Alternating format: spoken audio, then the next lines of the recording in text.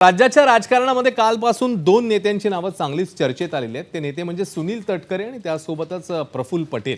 त्यातच सुनील तटकरे पोहोचले शरद पवारांच्या भेटीला, त्यामुळे आणखी चर्चांना उधाण आलं। टायपिंग मिस्टेकच्या नावाखाली पक्षाच्या कार्यकारिणीतनं पटेल आणि तटकरेंची नावं एकदा नव्हे तर दोनदा वगळण्यात आल्याचं निमित्त झालं आणि आता चर्चा पुन्हा एकदा पाहायला मिळाल्या।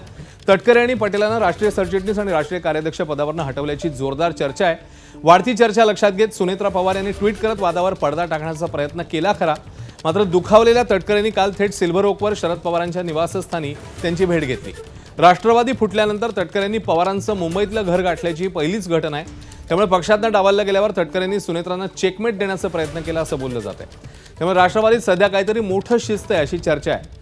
आगामी काळात पवार विरुद्ध पवार नसून पवार विरुद्ध पटेल तटकरे असा नवा सामना रंगणार का, पाहणं महत्त्वाचं आहे।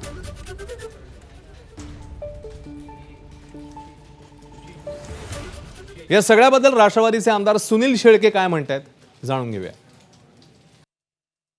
सुनेत्रा वहिनींनी स्वतः ट्विट करून त्याचा खुलासा दिलेला आहे। अधिकृत बातमी किंवा अधिकृत जे काही निवडणूक आयोगाला आमची घटना जे काही आम्ही बदल केले असतील पक्षातल्या नेतृत्वाने कोर कमिटीने ठरवून ते देखील तुमच्याकडे येईल माहिती, काही कालावधी जाईल, त्यानंतर सत्यता कोण पक्षामध्ये आहेत, कुणाकडे कुठली जबाबदारी आहे याचे देखील आपल्या सगळ्यांना, महाराष्ट्राच्या जनतेला, राष्ट्रवादी काँग्रेस पक्षाच्या प्रत्येक कार्यकर्त्याला त्याची माहिती विस्तृतपणानं काही दिवसामध्ये दिली जाईल।